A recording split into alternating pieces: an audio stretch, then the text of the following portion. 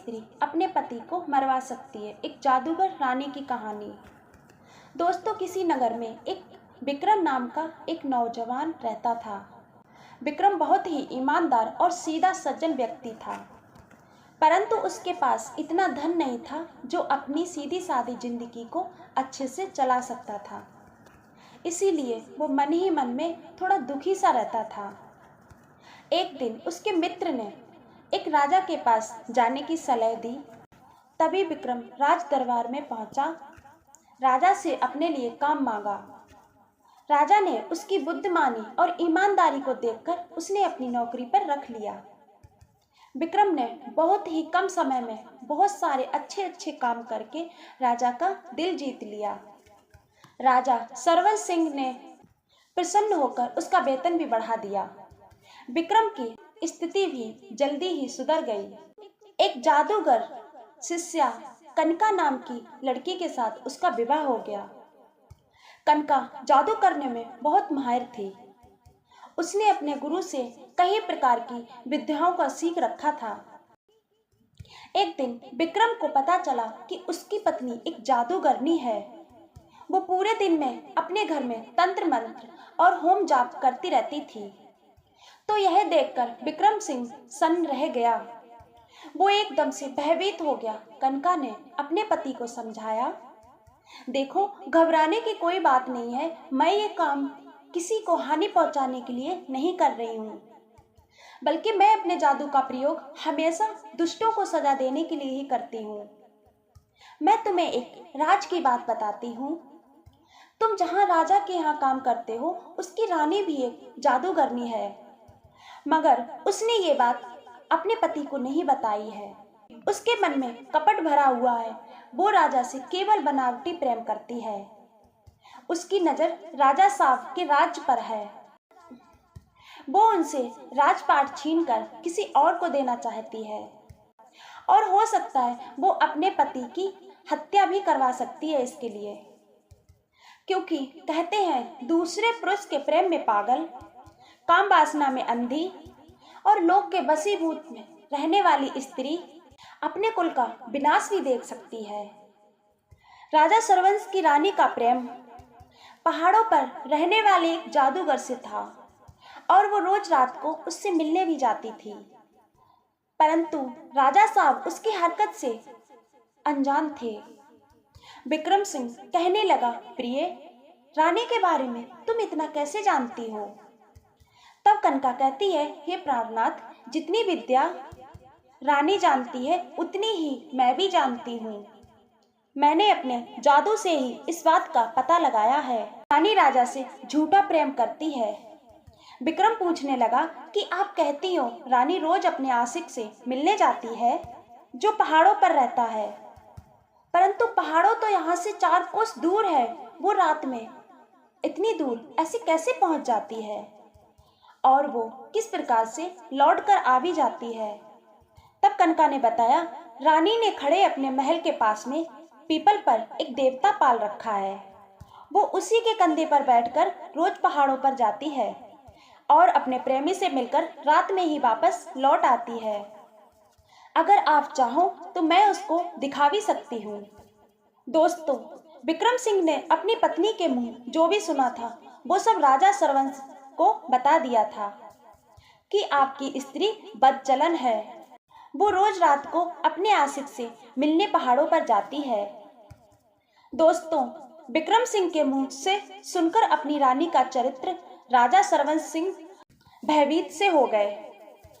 पहले तो उनको एकदम भरोसा ही नहीं हुआ कि उनकी प्रिय रानी उनके साथ भी ऐसा कर सकती है। फिर सोचा, चलो मैं इस बात की परीक्षा करके देखता हूँ।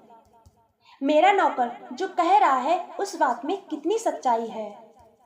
दोस्तों, अगले दिन सच्चाई जानने के लिए राजा ने एक चालाकी चली। अपनी जगह अपने बिस्तर पर अपने नौकर को लिटा दिया और उसको चादर से उड़ा दिया, और स्वयं उस पीपल के पेड़ में जाकर छिपकर बैठ गया। दोस्तों, इधर जैसे ही रात का समय हुआ, रानी चुपचाप अपने बिस्तर से उठी और उसी पीपल के पास में जाकर खड़ी हो गई। खड़ी रहने के बाद में फिर उसने एक मंत्र पढ़ा। मंत्र पढ़ते ही पीपल पर रहने वाला देवता उसके सामने प्रकट हो गया। रानी ने कहा, हे देव, मुझे अपने कंधों पर बिठाकर मेरे आशिक के पास मुझे ले चलो। उसी समय उस देवता ने रानी को अपने कंधों पर बिठाया और पहाड़ों की ओर उड़ चला। राजा अपनी रानी की हरकत को देखकर एकदम शॉक रह गए। तभी राजा साहब चुपचाप अपने कमरे में वापस आ गए। रात भर राजा की आंखों में नींद नहीं आई। सुबह होते ही उन्होंने देखा कि रानी अपने कमरे में आराम से सो रही है। ये देखकर पहले तो उन्हें आश्चर्य हुआ कि रानी इतनी दूर जाकर रात में कैसे वापस आ गई। रानी के उठते ही राजा ने पूछा कि तुम रात में कहाँ गई थी? तभी रानी चुप रही। उसने राजा को कोई उत्तर नहीं दिया। तभी रानी समझ गई कि लगता है मुझे राजा ने जाते हुए देख लिया है। अब ये मेरे रास्ते का रोड़ा बनेंगे। राजा ने कहा, रानी, हमने तुम्हारा 2 रूपों वाला चेहरा देख लिया है। तुम मेरी आंखों में धूल झोंककर रोज अपने आशिक से मिलने जाती हो। रानी बोली, राजा, जब आपने सब कुछ देख ही लिया है तो अब मुझसे पूछ क्यों रहे हो? दोस्तों, इतना सुनते ही राजा को एकदम क्रोध आ गया। राजा सरवंश राय ने रानी के गाल पर एक तमाचा दे मारा। रानी अपने गाल पर हाथ रखकर काफी देर तक आंसू बहाती रही। राजा ने कहा, आज के बाद अगर तुमने ये गलती फिर से की तो मैं तुम्हें ऐसा दंड दूंगा कि तुम्हें जिंदगी भर याद रहेगा। दोस्तों, तभी रानी समझ गई थी कि राजा अब उसे अवश्य दंड देगा, परंतु वो अपने आशिक के बिना मिले हुए नहीं रह सकती थी। इसीलिए मुझे ऐसी तरकीब सोचनी चाहिए कि सांप भी मर जाए और लाठी भी ना टूटे। दोस्तों, आधी रात के टाइम पर जब राजा गहरी नींद में सो गया तो रानी उसके कक्ष में गई और अपने जादू के जोर से राजा को कबूतर बना दिया और कबूतर बनाकर उसको एक पिंजड़े में बंद करके महल में टांग दिया। उसके बाद वो अपने प्रेमी से मिलने चली गई। उसी समय जब राजा अपने कमरे में नहीं मिले, सुबह को जब राजा अपने कमरे में नहीं मिले, तब तो सभासदों में चिंता होने लगी कि राजा साहब कहाँ गायब हो गए। मुख्यमंत्री ने राजा साहब को खोजने के लिए संदेश चारों तरफ भेज दिए। हर जगह खोजने के बाद में भी राजा का कोई अता पता नहीं था। कई दिन हो गए, राजा का कोई पता नहीं चला। अब राजा के बगैर मुख्यमंत्री राजभार तक कब तक संभाल सकता था। कहते हैं, जैसे सेनापति के बिना सेना, पुरुष के बिना स्त्री और राजा के बिना प्रजा कष्ट भोगती है। मुख्यमंत्री के सामने ये समस्या थी कि अब राजगद्दी पर किसको बैठाला जाए। अंत में रानी से ही जाकर इस बात का परामर्श लिया।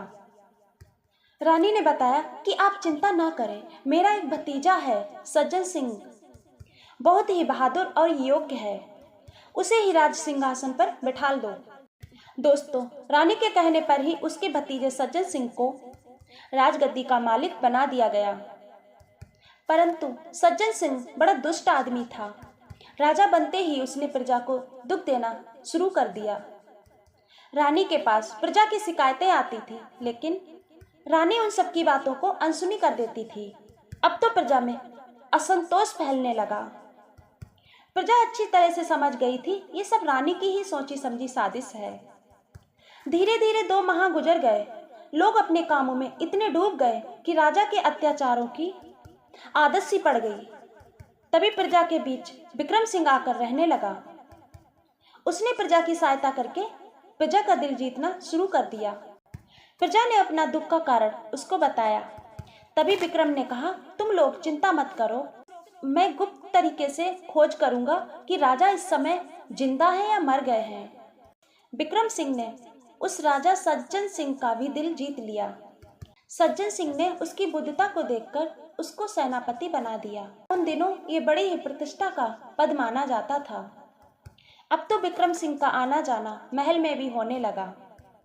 एक दिन उसने तार लिया कि जब कभी वो महल में आता है और रानी के कमरे में पिंजड़े में बंद कबूतर को देखता है, तो कबूतर उसको बड़े गौर से ही देखता है। वो बार बार सोचने लगा कि एक पक्षी ऐसा क्यों करता है। इन प्रश्नों ने विक्रम सिंह को बेचैन कर दिया था।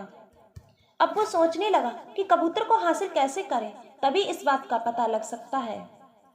लेकिन क्या रानी उसको कबूतर देने के लिए राजी हो जाएगी? शायद वो ऐसा कभी नहीं करेगी। वो कबूतर के बारे में जानने के लिए राज दरबार में छोटे बड़े सभी से मिला। कोई भी कबूतर के बारे में ठीक से नहीं जानता था।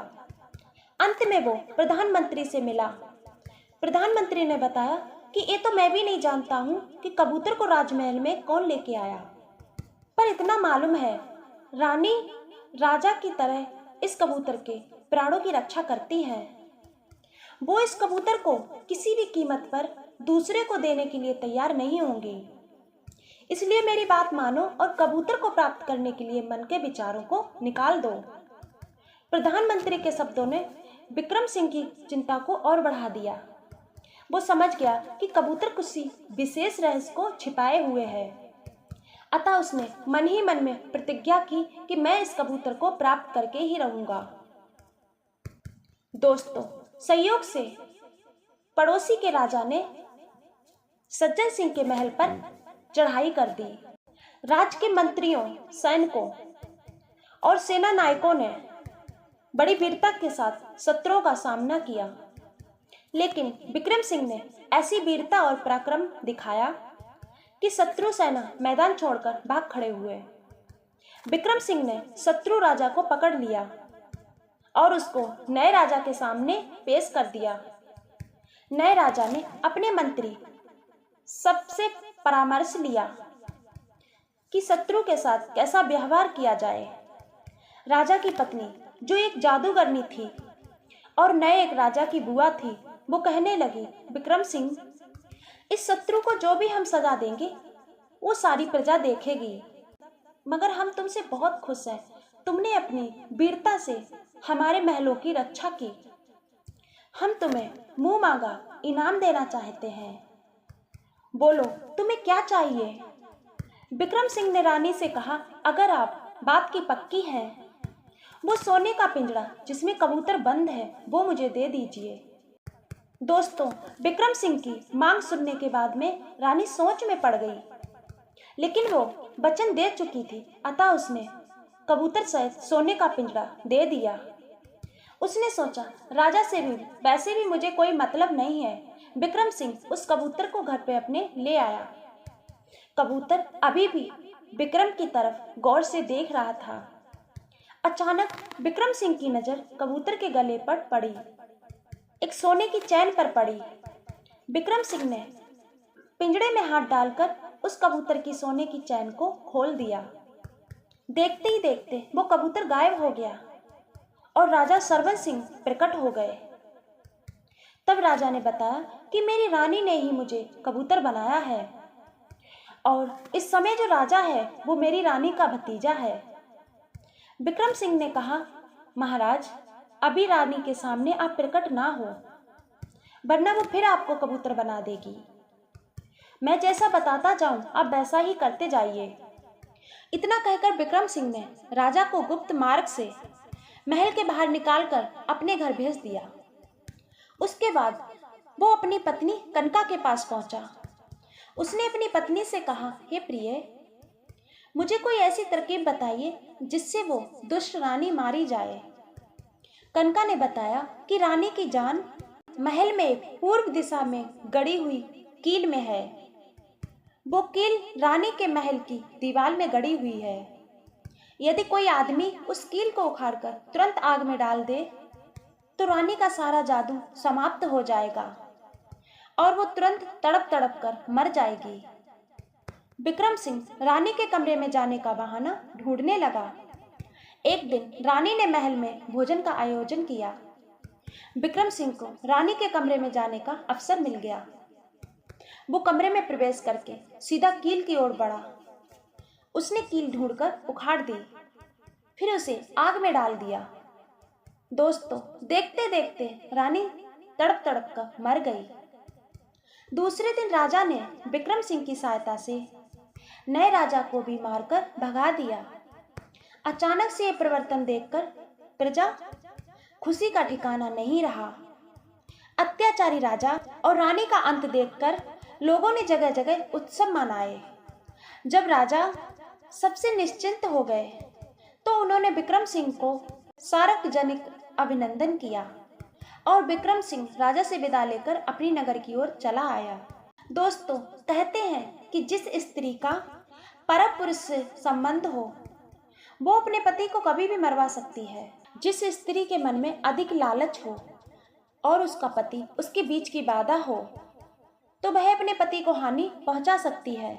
जिस स्त्री के गुप्त रहस्य को अगर पति जानता है और उसे अपने पकड़े जाने का भय है तो ऐसे में भी वो अपने पति को हानि पहुंचा सकती है।